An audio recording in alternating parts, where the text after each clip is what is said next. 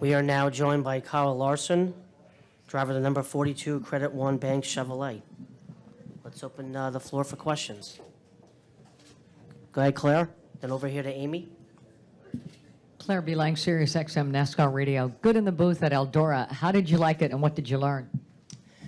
Yeah, I had a lot of fun doing it. I was really nervous. I've never done anything like that. But once we got about halfway through qualifying, I was like, oh, this isn't too bad. It's pretty fun. Just be relaxed, and you can do a good job. It was tough too. I was trying to be prepared before the race, so watching races back, and I've never watched a race and didn't really pay attention to the race and tried to focus on what they were saying in the booth. But it was hard. It was hard to study, because it was something totally different than what I was used to.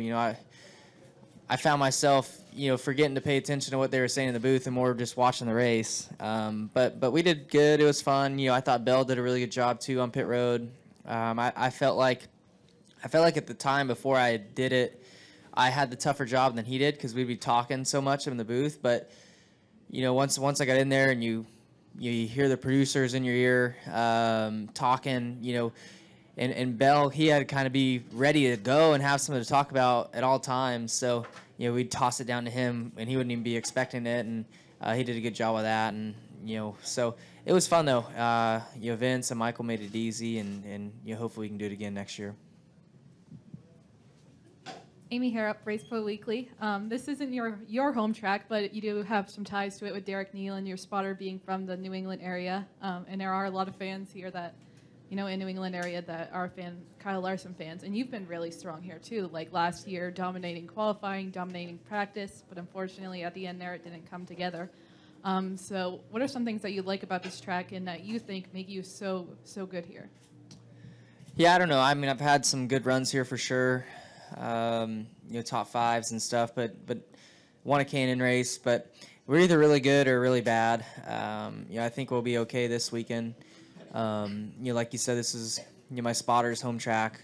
I think he's only from a couple hours away from here, so his family's all here, and he loves his fan base.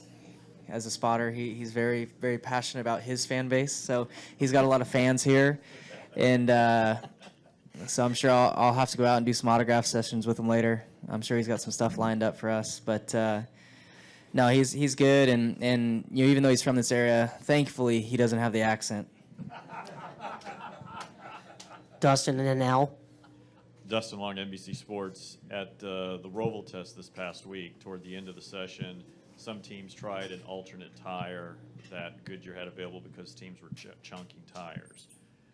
Goodyear's still looking at options for what they'll do for September. If they were to change the tire, which you didn't get the chance to run on since you were the first session, does that become a concern on your part that some competitors have had one run on these tires, or is that not a big deal? I don't know. It doesn't matter to me. It doesn't matter really what tire. I think same car is gonna be fast on any whatever tire, so it doesn't matter to me. Jamie was there testing. I didn't know that they had ran a different tire or anything like that. Like I said, it doesn't really matter to me. I'm gonna go out there and run hard. Yeah, Kyle, Al Pierce with Auto Week. Can we assume if a Cup race or an Xfinity race went to a dirt track, you'd be right there?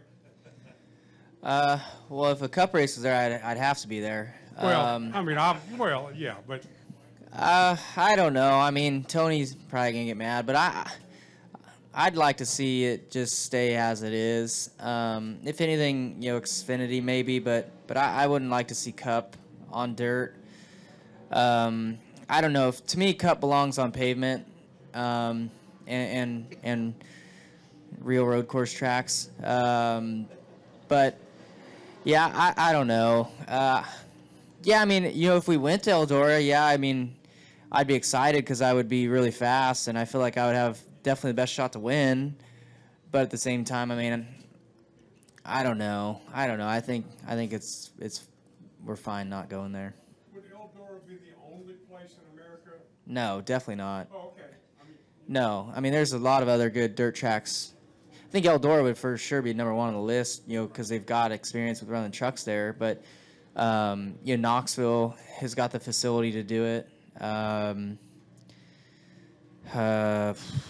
don't know. Off the top of my head, I would think Knoxville would probably be the only other half mile. You have your dirt miles that you can go to, but I don't think a dirt mile would put on a good race. It would just end up being a pavement race. We'll go Lee here, then Bob, and then Lewis in the back. I was going to kind of go along the same thinking, or the same line of questioning Al asked about if you could look at maybe 5 different dirt tracks that you could coordinate into, maybe not Cup, but since you already have the trucks made for dirt, where else could you see potentially taking those trucks? Yeah, I mean, right now off the top of my head, just Knoxville, and then like I said, the dirt miles also, but.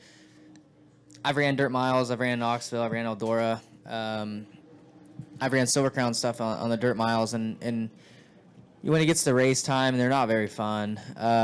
They end up just being single file and really hard to pass around the very bottom inside wall. So I don't think you could prep those tracks to race good. They're not clay surfaces. They're just dirt. They're horse tracks. So I think they're horse tracks. But so I don't know. Knoxville would probably be the only other place, but I think one dirt race is fine. Bob Stegmeyer, Full Throttle out of New York. You mentioned about the paved track. How do you feel towards the end of the race when the PJ1 starts to wear? Do you compensate automatically, or do you wait till you're in the turn and then you say, "Oops, I got to change it a little bit"? How do you feel gauging the turn towards the end of the race? Well, I mean, it's a long race, so you get to gauge it every time you go through the corner each lap. So, I mean, it definitely changes throughout the race. I would say it wears out, and then I feel like the last couple races here, the last 50 laps or so, maybe a little longer, it kind of just turns back into normal New Hampshire where you can run lower.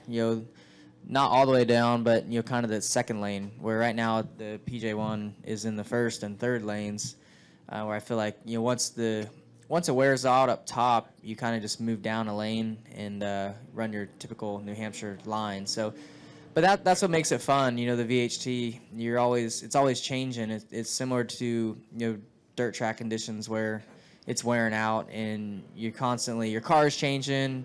You need to change what you're doing, so it makes it fun. Way back here. Louis Frank of Reuters.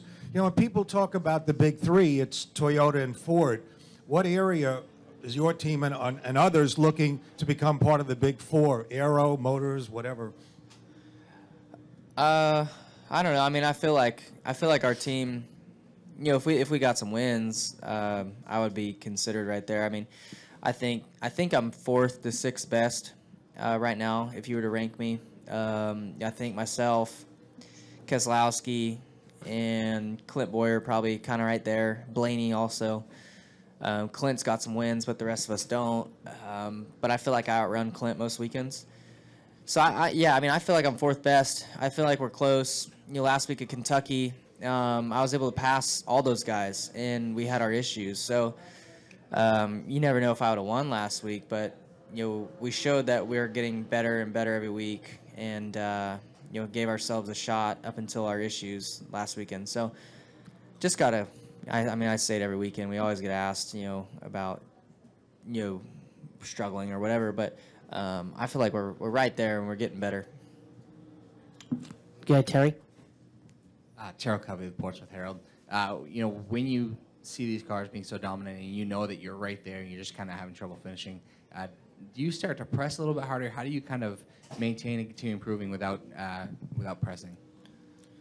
I don't know. I mean, I feel like I press hard every weekend, and I'm always aggressive every racetrack. So I don't feel like my driving style changes anymore around them versus anybody else. So I don't know. I mean, just obviously I'd like to have a win and feel like there's been a couple where I could have won. Bristol, Chicago. Michigan, I messed up. I felt like I had the fastest car there. Kentucky, maybe I had the fastest car there. So, yeah, I mean, there's been a lot of races where we've lost out on some opportunities. So we just got to keep working hard, and these races are so hard to win. All three of those guys make it look extremely easy, but they've got a lot of confidence right now. Their teams are performing well, their pit crews are performing well, so we just got to be perfect, and we'll be right up there with them. Dustin? Dustin Long, NBC Sports. Can you just kind of further explain why you feel Cup is more suited for pavement as opposed to dirt? I think a lot of people would have expected you to be one of the ones as much cheerleading for Cup on dirt. I think people are maybe surprised. Why do you have such maybe a stronger stance the opposite way? Well, I mean, I've raced the trucks, and I don't know. I mean, I feel like maybe if Goodyear could make a way better tire and us be actually able to use the horsepower or even more horsepower in our Cup cars on a dirt track, I think it'd be a lot more fun. So I don't know. I mean, I don't really know how to answer the question without making people mad. Pat in the back? Pat Ticola, NASCAR.com. So if dirt for Cup is not the answer, is there a realistic enhancement that the Cup Series could make to kind of juice things up? I don't know. More horsepower, not less. That's my opinion. Is a road course more fun than a circular course? It depends. It depends on what road course you're at. Obviously, everything I've done growing up's oval racing, so I'm more comfortable doing that. I enjoy road course racing the few times that we get to do it throughout the year. Sonoma, Watkins Glen, those are both some of the most exciting weekends we have throughout the year. I'll have a better idea of how much enjoyment we get out of the Roval once that weekend's done. But yeah, I think road course racing is great. I think anytime we've had road course races, when I was Xfinity racing, Xfinity only races, Road America, Mid Ohio, there'd be tons of fans there. There'd be spread out everywhere throughout the property, and so yeah, I mean, they're definitely exciting, but I can't pick one over the other. I mean, just racing cars is exciting. Any other questions? Kyle, thank you very much. Good luck this weekend.